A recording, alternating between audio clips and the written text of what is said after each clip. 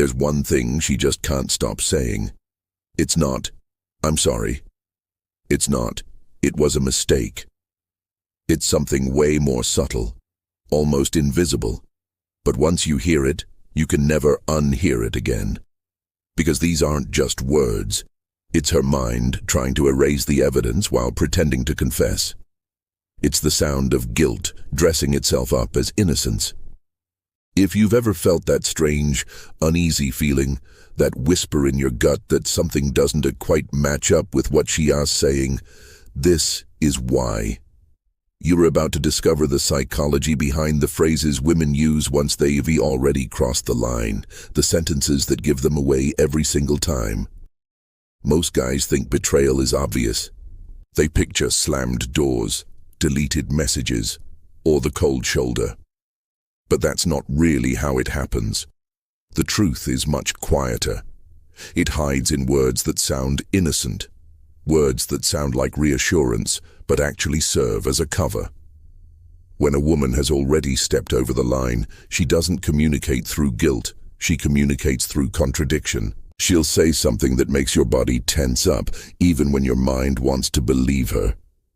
You'll start noticing her saying things that sound like closure, when in reality, they're just escape routes. And here's where the 4 key phrases come in. The phrases she repeats without even realizing it. Before we dive into exactly what these sentences are, make sure you hit that subscribe button. Trust me, you'll want to remember this truth. Because once you understand this, you'll never hear her words the same way again. Let's get into the first one. The very first thing she just can't stop saying once she's already crossed that invisible line is this: "You're just overthinking." Simple, disarming, but completely loaded with meaning. When she says it, she's not protecting you from your doubt, she's protecting herself from your clarity. That phrase becomes her shield. It's how she keeps her story intact long enough to believe it herself. This isn't about calculated gaslighting, not at first. It's psychological survival. Her mind can't handle the tension between "I love him" and "I betrayed him." That unbearable gap is called cognitive dissonance. So when your intuition starts whispering the truth, she needs to silence it. Not just yours, hers too. Your overthinking is her subconscious way of saying, "Please, don't see what I see." She needs to believe that if she can control your perception, she can control her reality. The longer she can make you doubt yourself, the longer she doesn't have to face what she did. It's not just manipulation, it's self-preservation. The second sign always sounds gentle, not defensive or sharp. It sounds almost caring. She'll say, "I just need some space." And in that moment, it feels reasonable. You tell yourself, she's stressed, she's overwhelmed, maybe she just needs time. But once she's cheated, space doesn't mean distance for healing, it means disguise. It's the emotional shelter she hides under when guilt starts to suffocate her. Every time you look at her with trust, she feels the weight of what she's done pressing harder on her chest.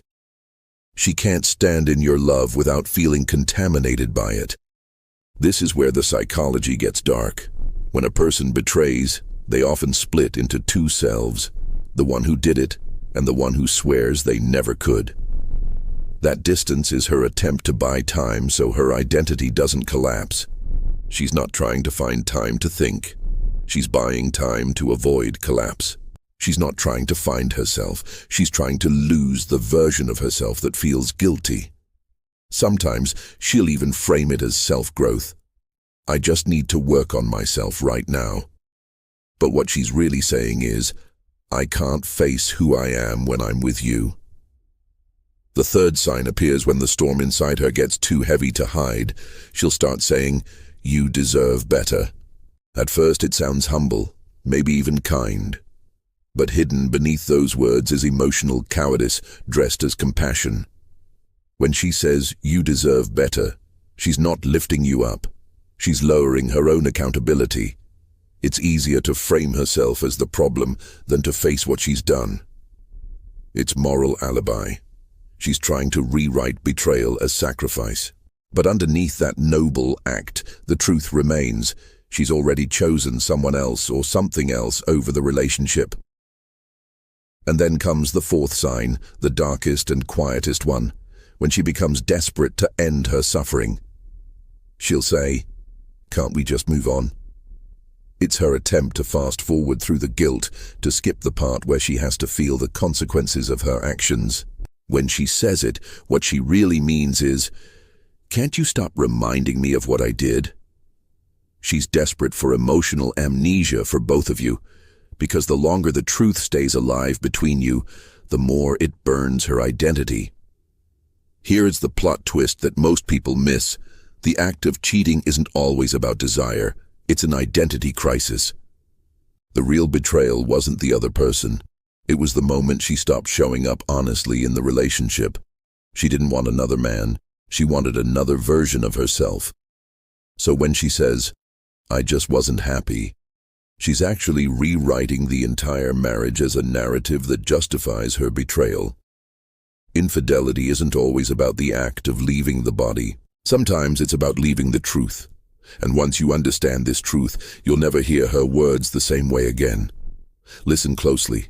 Your instincts weren't broken, they were just overridden.